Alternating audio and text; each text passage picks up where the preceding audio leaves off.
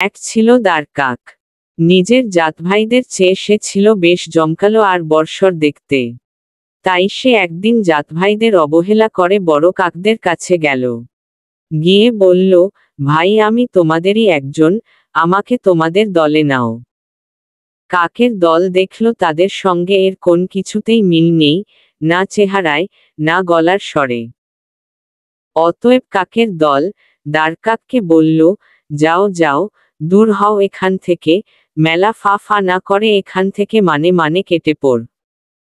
কাকের দলের কাছে আঘাত পেয়ে দ্বারকাকটা যখন তার জাতভাইদের কাছে ফিরে এল, তখন তারাও তাকে দূর দূর করে তাড়িয়ে দিল। জাতভাইরা বলল, তুমি আমাদের তুচ্ছ তাচ্ছিল্য করে, ঘৃণা করে ত্যাগ করে চলে গিয়েছিলে, আবার আমাদের কাছে এসেছ, তোমার লজ্জা করছে না?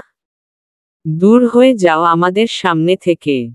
উপদেশ নিজের বংশ পরিচয় দিতে কোনো সংকোচ করতে নেই।